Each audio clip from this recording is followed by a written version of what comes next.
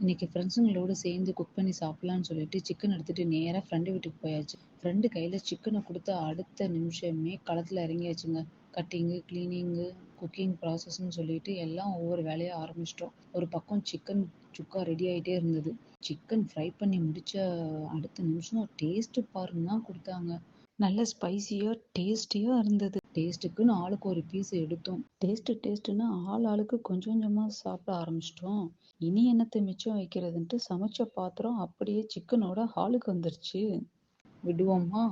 அப்படியே எல்லாரும் டேஸ்ட்டுன்னு சொல்லிட்டு ஒரு கட்டு கட்டி பாத்திரத்தை காலி பண்ணிட்டோம். காலி பண்ண பாத்திரத்தையாவது விட்டோமா? அதுவும் கிடையாது. அடுத்து என்ன ஃபைனல் டச்சு? அந்த பாத்திரத்தை வச்சுட்டு சுட சுட ஒயிட் ரைஸை போட்டு அப்படி இப்படிமா ஒரு பெரட்டு பெரட்டி உருட்டி ஃப்ரெண்டு கையில கொடுத்தாங்க பாருங்க. அடடா, அதோட விட்டுச்சா? அது மேல பாயில் பண்ண எக்ல பெப்பரை தூவி ஒரு கை சாதம், அது மேல டாப்பிங்க்கு பெப்பர் எக்கு வச்சு சாப்பிட்டோம் பாருங்க. இன்னும் ஒரு ருசி. அம்மா கையில சாப்பிட்ட மாதிரி ஒரு பக்கம். அதோட விட்டுச்சா? இதை சாப்பிட்டு முடிச்சுட்டு அக்கடான்னு நிமிர்றதுக்குள்ள ஈவினிங் ஆயிப்போச்சு. அப்புறம் என்ன, ஈவினிங் ஸ்நாக்ஸ் தான். ஈவினிங் ஸ்நாக்ஸ் சாப்பிட்டுட்டு ஃப்ரெண்ட்ஸுங்களோட அரட்டை அடிச்சுட்டு அன்னைக்கு டேவே செம்ம ரெஃப்ரெஷிங்கா இருந்துச்சு. வயிறும் மனசும் ஃபுல்லு. அப்பாடா